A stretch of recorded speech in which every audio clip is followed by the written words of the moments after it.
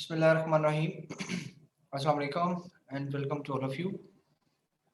जी students, आज क्योंकि Friday है तो बेटे 30 मिनट का बल्कि 25 मिनट का लेक्चर हमारे पास होगा, तो 1:30 पे इंशाल्लाह इसको मैं ऑफ कर दूंगा। सो दैट्स वाई कुछ टाइम सेविंग के लिए मैंने यहाँ पर ऑलरेडी थोड़ा सा टॉपिक लिख दिया है, बाकी रिमेनिंग ड्यूरिंग लेक्चर हम राइट अप कर देंगे। तो बेटा मैं इसको स्टार्ट कर रहा हूँ विदाउट वेस्टिंग टाइम। तो स्टार्ट करते हैं बेटा। लास्ट टाइम हमने जहां तक एंड किया था उसमें आयनाइजेशन एनर्जी तमाम जो हमने उनके ऑर्डर्स को ट्रेंड्स को स्टडी किया था अलोंग द पीरियड और अलोंग द ग्रुप्स। ठीक है, तो आज जो हम बात करेंगे वो इंशाल्लाह उसी से रिलेटेड है। एक एमसीक्यू है, वहां से हम इसको स्टार्ट करते हैं। मेरे पास फ्लोरीन है, सोडियम है, क्लोरीन है एंड सीजियम है। तो अगर इसमें से एमसीक्यू पूछी जाए which of the following is the least metallic acid, बोल दें जी लीस्ट मेटालिक कौन सा होगा, तो आप सभी लोग पार्टिसिपेट कर सकते हैं। शाबाश। लीस्ट मेटालिक कौन सा होगा, आप में से बता सकता है कोई जी? जी शाबाश जी। कोमल बेटा बताएं जी। Sir fluorine caesium. Okay, least metallic बेटा पूछा है, लीस्ट मेटालिक अल्फा जो होगा है सर। अल्फा होगा। ठीक है, और अगर आपसे यहाँ पर पूछ ले मोस्ट मेटालिक कौन सा होगा बेटा, सीजियम। तो आपके पास डेल्टा। तो ये मैंने कल आपके साथ बात शेयर कर दी थी कि मेटालिक कैरेक्टर कहाँ पे डिक्रीज करता है, कहाँ पे इंक्रीज करता है और किस पे डिपेंड कर रहा है, साइज पे डिपेंड कर रहा होता है। ठीक है, ओके। नेक्स्ट देखिए, मैंने यहाँ पर मल्टीपल ऑप्शंस लिखी हैं, आपने इनमें से बताना है कि कौन सा करेक्ट रिप्रेजेंटेशन को शो कर रहा है आयनाइजेशन एनर्जी की। किसकी जी? Ionisation energy. तो स्टूडेंट्स इसमें ऑप्शंस देखें और मुझे बताइएगा कौन सा ऑप्शन करेक्ट होगा जी। Sir beta. बीटा, और बोलेंगे शाबाश। सर बीटा है, गैसेस एटम्स निकला है सर बीटा है। डेल्टा नहीं है सर, सर डेल्टा डी और ई भी सही नहीं है सर, डी और ई। सर क्या बताना है इसमें? आयनाइजेशन एनर्जी के लिए करेक्ट जो इक्वेशन है वो कौन सी होगी? सर डी और ई। सर बीटा वाली। Sir beta. Sir ji E. Sir delta. Okay, अब हम देखते हैं अल्फा ऑप्शन देखिए। डेल्टा होगी सर। ओके, अब आप यहाँ पर सुनिएगा बेटे, x2 है, x2 से x2 पॉजिटिव बन रहा है, एक इलेक्ट्रॉन निकल रहा है, डेल्टा H पॉजिटिव है। एंडोथर्मिक हो सकता है, एक इलेक्ट्रॉन भी निकल सकता है लेकिन डायटोमिक फॉर्म में नहीं हो सकता। ठीक है, इसलिए ये ऑप्शन करेक्ट नहीं होगी। बीटा ऑप्शन देखिए, x गैसियस स्टेट में है, वेरी गुड है, ये भी गैसियस स्टेट में आयन प्रोड्यूस कर रहा है, एक इलेक्ट्रॉन निकाल रहा है लेकिन ये एक्सोथर्मिक है, सो दैट्स व्हाई ये भी ऑप्शन करेक्ट नहीं होगा। चाबी ऑप्शन देखिए बेटा, लिक्विड है, तो यहीं पर ही रॉन्ग हो गया, ये लिक्विड नहीं होगा। आपने पढ़ा था electron remove from the valence shell of the isolated gaseous atom mean separated हो और गैसियस हो। ठीक है, और डेल्टा ऑप्शन देखिए बेटा, x गैसियस फॉर्म में है लेकिन बेटा 2 इलेक्ट्रॉन्स निकाल रहा है। कितने इलेक्ट्रॉन्स निकाल रहा है? 2। तो 2 इलेक्ट्रॉन्स के लिए भी आयनाइजेशन एनर्जी नहीं होती डायरेक्ट, ये तो सेकंड आयनाइजेशन एनर्जी बन जाएगी, तो ऐसा नहीं होता, 1 बाय 1 इलेक्ट्रॉन निकलता है।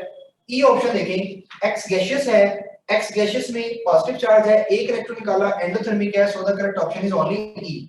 ठीक है सर फर्स्ट और सेकंड का अगर सम करें तो फिर तो डी बन जाएगी। फर्स्ट और सेकंड आयनाइजेशन एनर्जी का सम करें, नहीं, वो करेक्ट रिप्रेजेंटेशन नहीं होती, हमेशा पहले एक इलेक्ट्रॉन निकलता है फिर 2।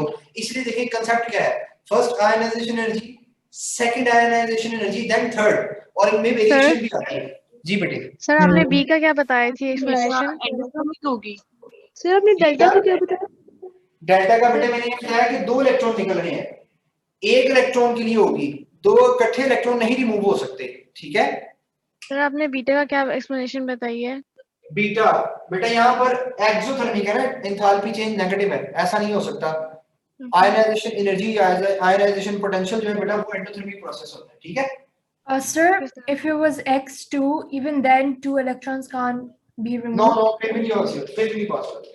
अगर यहाँ पर x2 लिख दें, फॉर एग्जांपल ये कह रहे हैं आप यहाँ 2 इलेक्ट्रॉन्स निकाल दो, 2 इलेक्ट्रॉन्स वाला कांसेप्ट ही नहीं है, ये बात आपने ध्यान में रखनी है, 1 बाय 1 इलेक्ट्रॉन निकलेगा। ठीक है, Yeah, thank you. इसीलिए यही कांसेप्ट है फर्स्ट आयनाइजेशन एनर्जी का, देन सेकंड, देन थर्ड, और इनकी एनर्जी में भी वेरिएशन की वजह यही है कि एक एक इलेक्ट्रॉन ही रिमूव हो सकता है। ठीक है बेटे, अच्छा जी, अब हम नेक्स्ट मूव करते हैं स्टूडेंट्स। मैंने यहाँ पर 4 ऑप्शंस लिखी हैं, सिंपल सा ये टॉपिक है जिसमें आपने 3 तरह की मेथड्स को पढ़ा होगा कि हमारे पास कुछ कंपाउंड्स में ऑक्टेट कंप्लीट होता है, कुछ में ऑक्टेट से ज्यादा इलेक्ट्रॉन्स मौजूद होते हैं, और बेटा कुछ में ऑक्टेट से कम इलेक्ट्रॉन मौजूद होते हैं। तो ये रूल ऑफ थंब नहीं है कि अगर ऑक्टेट कंप्लीट है तो वो स्टेबल है, अगर ऑक्टेट कंप्लीट नहीं है तो वो स्टेबल नहीं है। तो बेटा आपने यहाँ पर ये भी ख्याल रखना है कि इसके अलावा और कौन सी कंडीशन है, ठीक है। तो ऑक्टेट रूल है या डुप्लेट रूल होगा। डिक्रीज इन एनर्जी, अगर एनर्जी को डिक्रीज कर रहा है फिर भी वो स्टेबिलिटी की निशानी है, तो थर्ड वन क्या है, स्टेबिलिटी, एंड फोर्थ वन है नोबल गैस कॉन्फ़िगरेशन। तो ये तमाम मिलकर कलेक्टिवली रोल प्ले करते हैं for the stability of compounds. तो बेटे SF6 है, BF3 है, ज़ीनॉन ऑक्सीफ्लोराइड है, ऑक्साइड है, और फास्फोरस ट्राइक्लोराइड है। ये डिफरेंट कंपाउंड्स हैं। आपने ये बताना है किसमें इनकम्प्लीट ऑक्टेट है, किसमें कंप्लीट है और किसमें एक्सटेंडेड है। इसके लिए मेरी बात गौर से सुनिएगा। सबसे आसान मेथड बेटे क्या है, आप देखें आपका सेंट्रल एटम किस ग्रुप से है, किस ग्रुप से बिलोंग कर रहा है। फॉर एग्जांपल अगर यहाँ पर पहला ऑप्शन देखें सल्फर है, तो सल्फर कौन सी ग्रुप से बिलोंग कर रहा है बेटा, 6 ग्रुप से। मींस वैलेंस शेल में कितने इलेक्ट्रॉन होंगे, 6। बॉन्ड कितने बनाए हुए देख लें, बॉन्ड भी 6 बनाए हुए, इट मींस कितने इलेक्ट्रॉन्स हो गए बेटा, 12। कितने इलेक्ट्रॉन्स हो गए, 12। तो ये एक्सटेंडेड ऑक्टेट के अंदर आएगा। तो एक्सटेंडेड के अंदर कौन सी ऑप्शन आ जाएगी बेटा आपके पास, अल्फा। ओके, BF3 की बात करें, बोरोन कौन से ग्रुप से है बेटा, सर ये माइक म्यूट करवा दें प्लीज। सबात बेटे प्लीज माइक ऑफ रखिएगा जी।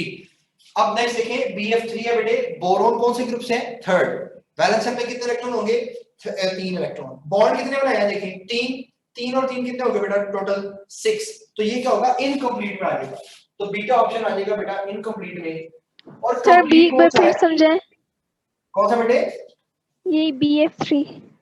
बोरोन कौन से ग्रुप से है, शाबाश, पार्टिसिपेट करें, जल्दी जल्दी बोला करें। बोरोन थर्ड ग्रुप से, कौन से ग्रुप से, third group. Third. Valence shell में कितने इलेक्ट्रॉन है, 3। बॉन्ड कितने बनाए हुए हैं, 3। टोटल कितने इलेक्ट्रॉन हो गए, 6। Okay, okay sir. Xenon oxide जो है, ज़ीनॉन कौन से ग्रुप से है बेटा, 8 ग्रुप से। वैलेंस शेल में कितने इलेक्ट्रॉन है, 8। बॉन्ड कितने बनाए हैं, ऑक्सीजन के साथ डबल बॉन्ड बनता है, ऑक्सीजन के साथ कितने बॉन्ड बनते हैं, डबल। टोटल कितने इलेक्ट्रॉन बना लिए, 8 और 8 16। तो बेटा ये किस में आ जाएगा, एक्सटेंडेड में आ जाएगा। तो इसको भी A एंड C एक्सटेंडेड में आ जाएंगे ऑप्शंस। A भी एक्सटेंडेड में चला जाएगा और C भी एक्सटेंडेड में चला जाएगा। नेक्स्ट देखें, डेल्टा ऑप्शन PCl3 बेटा, फास्फोरस कौन से ग्रुप से है, 5वें ग्रुप से है। वैलेंस शेल में कितने इलेक्ट्रॉन है, 5। बॉन्ड कितने बनाए, 3। 5 और 3 8 हो गए। तो अगर आप यहां देखें तो PCl3 जो है इसका कंप्लीट ऑक्टेट है, तो डेल्टा ऑप्शन यहां पर आ जाएगा। ठीक हो गया जी। तो इसके साथ साथ दो हमें कैसे पता ऑक्सीजन डबल बॉन्ड बना रहा है, ऑक्सीजन कौन से ग्रुप से है, अच्छा ठीक है सर, 4th ग्रुप से, इसलिए ओके जी। नेक्स्ट देखें, 6 ग्रुप से है बेटा, 2 बॉन्ड बनाएगा। अच्छा जी, नेक्स्ट देखें बेटा, आपने एक दो पॉइंट और याद रखने हैं। सर ये एक्सटेंडेड वाला केस एक्सप्लेन कर दें। बेटा एक्सटेंडेड मीन जिसमें इलेक्ट्रॉन 8 से ज्यादा होंगे। कोई भी एग्जांपल आप कोट कर सकते हैं। देखो PCl5 है, ये देखो PCl5। फास्फोरस कौन से ग्रुप से है बेटा, 5वें ग्रुप से है। इसके पास 5 इलेक्ट्रॉन है। बॉन्ड कितने बनाए हैं, वो भी 5। तो टोटल कितने इलेक्ट्रॉन हो गए बेटा, 10। ठीक है, ऐसे ही ज़ीनॉन ऑक्साइड है, इसमें भी ऐसा है। SF6 है, इसमें भी ऐसा है। ठीक है, और So बहुत सी it's example. 5 bonds because it's Cl5, that's why.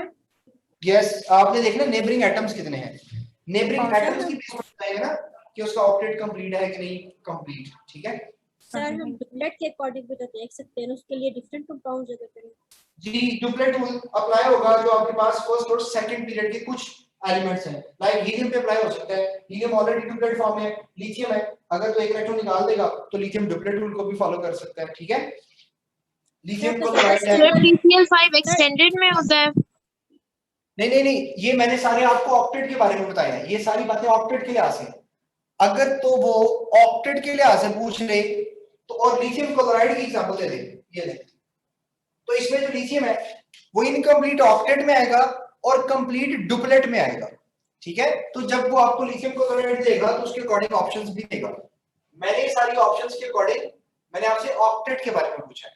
ठीक है बेटे। सर ये ज़ीनॉन टेट्रा ऑक्साइड में 16 इलेक्ट्रॉन होंगे।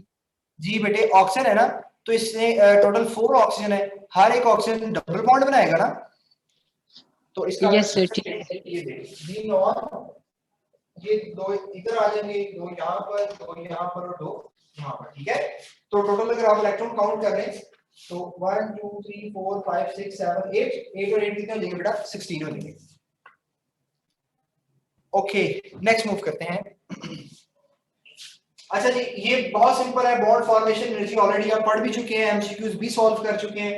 हाइड्रोजन के लिए -436 किलो जूल पर मोल होती है बेटे, और इसमें जो एक नियरेस्ट कंप्रोमाइज डिस्टेंस होता है जिसके लिए हम बॉन्ड डिस्टेंस की टर्म भी यूज करते हैं, बॉन्ड लेंथ की टर्म भी यूज करते हैं, कंप्रोमाइजिंग डिस्टेंस की टर्म भी यूज करते हैं, वो कितना है फॉर द हाइड्रोजन बेटा, वो 75.4 पिकोमीटर है। और मैंने कुछ रिलेशंस भी लिख दिए हैं, एंगस्ट्रॉम भी हो सकता है, पिकोमीटर भी हो सकता है, आप इसकी वेरिएशन अपने अकॉर्डिंग तो कर ही सकते हैं। पिकोमीटर है, आपको मे बी वो मीटर में पूछ ले, आपको नैनोमीटर में पूछ ले, पिकोमीटर में, माइक्रोमीटर में, एंगस्ट्रॉम में, मीटर में, व्हाटएवर जिसमें भी पूछेगा आप उसके यूनिट चेंज कर सकते हैं। नेक्स्ट हम देखते हैं हमारे पास जो बॉन्ड्स थे उनमें पहली जो टाइप है बेटा वो है आयनिक बॉन्ड। कौन सा है जी? Ionic bond. तो आयनिक बॉन्ड में क्या होता है स्टूडेंट्स?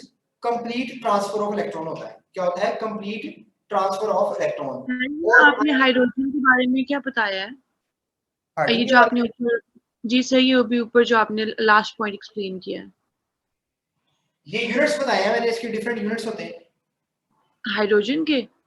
हाइड्रोजन के लिए, उनकी कंप्रोमाइजिंग डिस्टेंस, बॉन्ड लेंथ उसके। अच्छा सर, आपने पूरा नहीं सुना, मैंने बेटा ये बताया कि बॉन्ड डिस्टेंस, बॉन्ड लेंथ या कंप्रोमाइजिंग डिस्टेंस, ये तीनों टर्म्स हाइड्रोजन के लिए ही यूज हो रही हैं कि किस डिस्टेंस पे, किस क्लोज डिस्टेंस पे आकर इसमें बॉन्ड फॉर्मेशन होगी। वो जो क्लोज डिस्टेंस है वो है 75.4 पिकोमीटर। आप ये वैल्यू याद रखेंगे, ठीक है? ऐसे ही मैंने वैल्यू के लिहाज से बोला, bond formation for hydrogen -436 kilojoule per mole, ये भी आप याद रखेंगे, ठीक है बच्चे? ये मैंने बात बोली है। अब यहाँ यूनिट पिकोमीटर में है, तो स्टूडेंट्स ये तो बड़ी कॉमन सी चीज है, वो पिकोमीटर को मीटर में पूछ ले या किसी और यूनिट में चेंजिंग कर ले तो वो तो सिंपल है। मैंने उसके साथ एक बॉक्स मेंशन कर दिया है कि अगर एंगस्ट्रॉम में पूछेगा तो बेसिकली एंगस्ट्रॉम 10⁻⁻10 मीटर होता है, तो आप उसको वेरिएशन कर सकते हैं उसकी, ठीक है? सर इस टॉपिक में एक लाइन है वो एक्सप्लेन कर दें। क्या है? बुक में लिखा हुआ है कि जो magnitude of potential energy for attractive forces is more than for repulsive forces, इसका क्या मतलब है? ये देखिए बेटा, जब भी बॉन्ड फॉर्मेशन होगी हमेशा तो देखिए दो एटम एक दूसरे के पास आएंगे, रिपल्सिव फोर्सेस भी होती हैं और अट्रैक्टिव फोर्सेस भी होती हैं। जब अट्रैक्टिव फोर्सेस डोमिनेट होंगी तो बॉन्ड फॉर्मेशन होगा, इसने ये लिखा हुआ है, ठीक है? जैसे मैं कह रहा हूँ इस डिस्टेंस पर आकर बॉन्ड फॉर्मेशन हो रही है क्योंकि यहाँ पर रिपल्सिव फोर्सेस कम है और अट्रैक्टिव फोर्सेस ज्यादा है। अगर आपको आयोडीन वाला केस याद करें, जब हमने आयोडीन को पढ़ा था तो आयोडीन के मॉलिक्यूल क्योंकि बड़े होते हैं, एक दूसरे के पास पास आते हैं, वो इतनी क्लोज आ जाते हैं कि उनमें फिर अट्रैक्टिव फोर्सेस की बजाय रिपल्सिव फोर्सेस डोमिनेट हो जाती हैं, फिर वो एक दूसरे से दूर हो जाते हैं। तो सॉलिड फॉर्म में उसमें जो बॉन्ड लेंथ, बॉन्ड डिस्टेंस है वो इंक्रीज हो जाता है। आपने पढ़ा था 271 पिकोमीटर होता है, जबकि गैसेस के अंदर 266 होता है। तो वो भी यही रीजन थी। तो दोनों तरह की फोर्सेस एक्ट करती हैं, रिपल्सिव भी और अट्रैक्टिव भी। अगर अट्रैक्टिव फोर्सेस डोमिनेंट होंगी तो बॉन्ड फॉर्मेशन होगी, और अट्रैक्टिव फोर्सेस कहां पर डोमिनेंट हो रही हैं इन केस ऑफ हाइड्रोजन बेटा? 75.4 पिकोमीटर पर, ठीक है? सर पोटेंशियल एनर्जी का क्या रिलेशन है, समझ नहीं आया। बेटा एनर्जी डिक्रीज होगी ना, ये देखिए मैंने लिखा हुआ डिक्रीज इन एनर्जी। अगर तो एनर्जी ज्यादा है तो फिर तो वो अनस्टेबिलिटी की तरफ मूव करेगा, ठीक है? ओके, अब नेक्स्ट बेटे। सर जब अट्रैक्टिव फोर्सेस डोमिनेट करती हैं तो उस टाइम पोटेंशियल एनर्जी इंक्रीज नहीं करनी चाहिए? नहीं बेटे, बॉन्ड फॉर्मेशन होगी तो बॉन्ड देखो दोनों तरह की फोर्सेस होती हैं। ये लास्ट टाइम भी किसी बच्चे ने क्वेश्चन किया था जब ट्रांजिशन स्टेट वाली हमने बात की थी, तो दोनों ही फोर्सेस डोमिनेट होती हैं, सॉरी दोनों फोर्सेस वहां पर मौजूद होती हैं। उनमें से ये देखना होता है कौन सी फोर्स जो है वो डोमिनेंट होगी, ठीक है? उसके अकॉर्डिंग फिर बॉन्ड फॉर्मेशन होगी, ठीक है? ओके, अब देखिए यहाँ पर नेक्स्ट चलते हैं हम आयनिक बॉन्ड की बात कर रहे थे। आयनिक बॉन्ड में students complete transfer of electron होता है। क्या होता है? Complete transfer of electron. और इसमें आयनिक बॉन्ड में जो आप नॉर्मली स्टडी करते हैं उनमें आयंस मौजूद होते हैं, और आयंस में इलेक्ट्रोस्टैटिक फोर्स ऑफ अट्रैक्शन होती है। क्या होती है? Electrostatic force of attraction. अब जो इंपॉर्टेंट पॉइंट है, कंप्लीट ट्रांसफर ऑफ इलेक्ट्रॉन के लिए लो आयनाइजेशन एनर्जी उस एलिमेंट की होगी जिसने इलेक्ट्रॉन को लूज करना है, और हाई इलेक्ट्रॉन एफिनिटी उस एलिमेंट की होगी जिसने इलेक्ट्रॉन को गेन करना है। यानी एक इलेक्ट्रॉन लूज करेगा, दूसरा इलेक्ट्रॉन को गेन करेगा। बेटा जो लूज कर रहा है उसकी आयनाइजेशन एनर्जी लो हो, मीन वो खुशी के साथ इलेक्ट्रॉन को लूज कर सके, आसानी के साथ इलेक्ट्रॉन को लूज कर सके, तो फिर आयनिक बॉन्ड बनेगा, और दूसरे वाला आसानी के साथ उसको एक्सेप्ट कर सके तो फिर वो स्ट्रॉन्ग आयनिक बॉन्ड बनेगा। इसकी कॉमन एग्जांपल में बेटा फर्स्ट ए और सेकंड ए मेंबर्स आते हैं जिनकी आयनाइजेशन एनर्जी लो होती है as compare of others group, और हाई इलेक्ट्रॉन एफिनिटी किसकी होती है बेटा 6a और 7a की, ये इलेक्ट्रॉन को एक्सेप्ट कर सकते हैं। जैसे मैंने यहाँ पर दो एग्जांपल लिखी है, एक NaCl ये आपके पास बेटा फर्स्ट ए से है, ये 7a से है, और कैल्शियम ऑक्साइड ये सेकंड ए ग्रुप और 6a ग्रुप से है। इनमें जो बॉन्ड फॉर्मेशन होगी वो आपके पास आयनिक होगी। इसकी और कॉन्फ़िगरेशन के पॉइंट ऑफ व्यू से सीख लें। मैंने सोडियम न्यूट्रल में लिखा 281, 11 एटॉमिक नंबर होता है तो 281, पहले में 2 दूसरे में 8 तीसरे में 1। क्लोरीन 287, 17 होता है।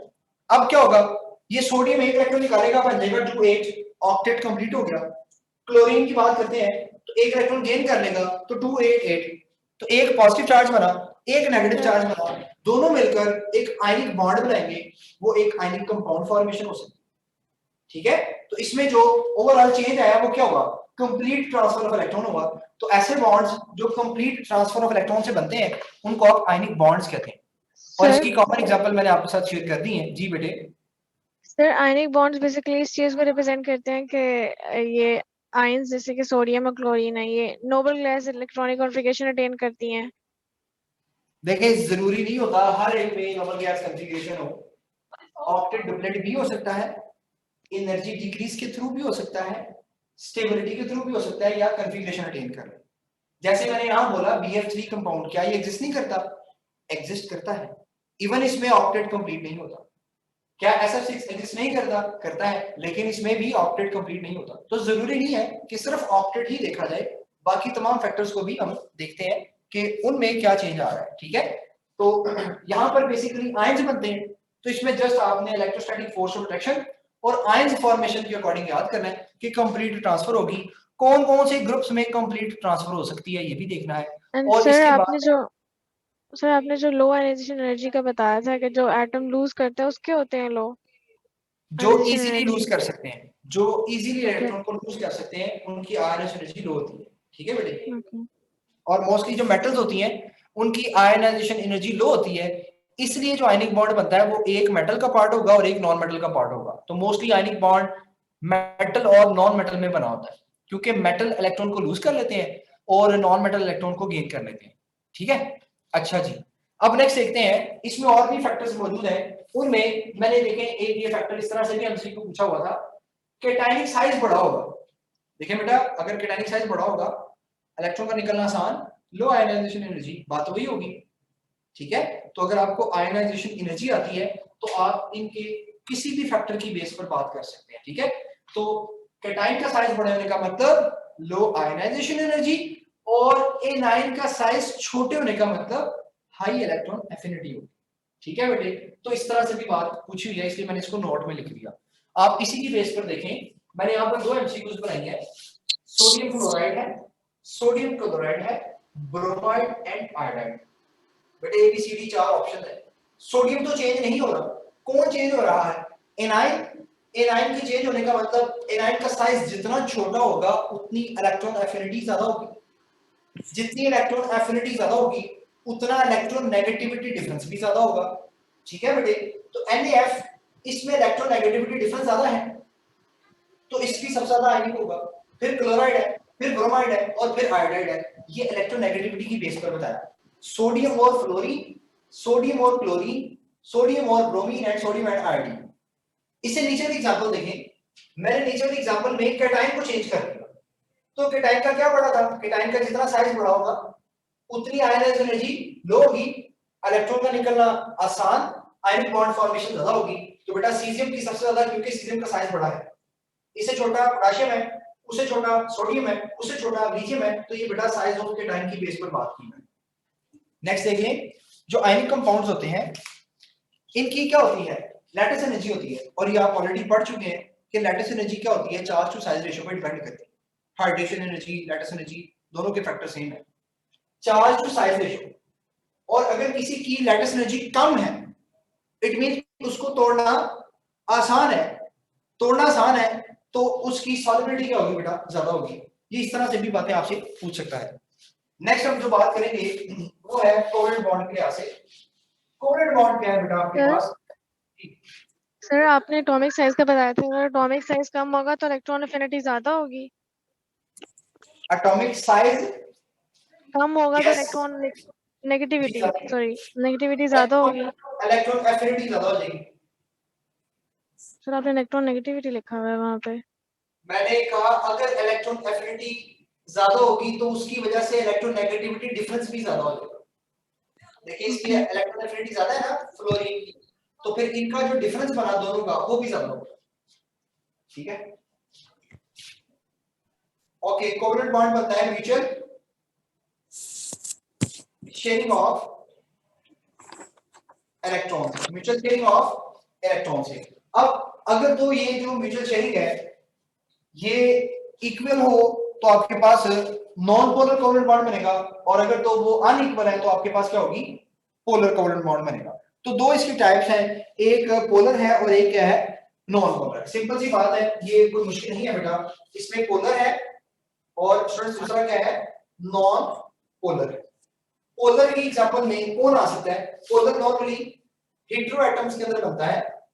किसके अंदर बेटा? हेटेरो के अंदर। जबकि नॉन पोलर में नॉर्मली होमो एटम्स मौजूद होते हैं, लाइक HH इक्वली डिस्ट्रीब्यूटेड है, ClCl इक्वली डिस्ट्रीब्यूटेड है, hetero atoms HCl unequal distribution है, क्लोरीन ज्यादा है, हाइड्रोजन जो है वो कम है। तो इसकी बेस पर हम लिखेंगे पोलर में। अभी मैं इनके बारे में एक साथ ही लिख दूंगा कि इलेक्ट्रोनेगेटिविटी डिफरेंसेस कितने कितने होते हैं। ठीक है, कब आयनिक होगा, कब कोवेलेंट होगा, कब पोलर होगा, कब नॉन पोलर होगा, उसको अभी मेंशन करता हूं। इसके बाद यहां पे देखें, एक नोट पे बात लिख लें। कुछ हमारे पास कुछ ऐसे कंपाउंड्स होते हैं, कुछ ऐसे कंपाउंड्स होते हैं जो बेटे नॉन पोलर होते हैं, लेकिन उनके बॉन्ड्स वो पोलर हो सकते हैं, जैसा कि CCl4। CCl4 पूरा कंपाउंड नॉन पोलर है, लेकिन अगर इसका बॉन्ड देखा जाए तो वो पोलर हो सकता है, लाइक CCl बॉन्ड पोलर है। ठीक है, लेकिन ओवरऑल कलेक्टिवली वो क्या है? नॉन पोलर है। ये भी बात आप याद रखेंगे। इसके अलावा जो कोवेलेंट कंपाउंड्स हैं, इसकी बॉन्डिंग की बेस पर तीन टाइप्स हैं, जिसमें single covalent bond, double covalent bond और ट्रिपल कोवेलेंट बॉन्ड इंक्लूडेड है। मल्टीपल एग्जांपल्स आपको पता है इसकी बेटा। आप इसमें अल्केन लिख दें, इसमें अल्कीन लिख दें, इसमें अल्काइन लिख दें। ठीक है, और इसमें आप ये भी बता सकते हैं कि किसमें कितने सिग्मा बॉन्ड हैं और कितने पाई बॉन्ड्स हैं। तो इससे रिलेटेड अगर मैं एक क्वेश्चन आपके साथ शेयर कर दूं, फॉर एग्जांपल ये मेरे पास है C2H2 है, वो कहता है बताएं इसमें कितने सिग्मा बॉन्ड हैं और कितने पाई बॉन्ड्स मौजूद हैं। C2H2, तो स्टूडेंट्स ये आपके पास बेसिकली ये है C2H2, इसमें कितने सिग्मा बॉन्ड है और कितने पाई बॉन्ड है आप कैलकुलेट कर सकते हैं। तो स्टूडेंट्स तीन इसमें सिग्मा बॉन्ड होंगे और स्टूडेंट्स इसमें 2 जो है वो पाई बॉन्ड्स होंगे। अभी हम वेरी नेक्स्ट कल इंशाल्लाह सिग्मा और pi bond formation, VBT VSEPR theory, इसको भी डिटेल में डिस्कस करेंगे कि कैसे सिग्मा बॉन्ड बनेंगे, कैसे पाई बॉन्ड बनेंगे। सर ये केटायनिक साइज और एनायनिक साइज वाला आप जो आपने बताया सर, ये एक दफा और रिपीट कर दें बस, ये वाला थोड़ा सा। ये वाली बात जी सर। मैंने क्या लिखा हुआ है, पढ़े इसको, शाबाश। सर केटायनिक साइज ये बड़ा होगा बेटा। अगर केटायनिक साइज बड़ा है इसका मतलब क्या है? इलेक्ट्रॉन का निकलना क्या होगा? आसान होगा। आयनाइजेशन एनर्जी क्या होगी? जी सर। आयनाइजेशन एनर्जी क्या होगी? सर ग्रेटर होगी। कैसे ग्रेटर? निकलना आसान है तो लो नहीं होगी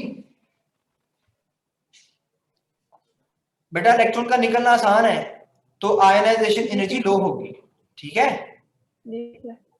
तो मैंने यही लिखा, लो आयनाइजेशन एनर्जी का मतलब है कि केटायन का साइज बड़ा होगा।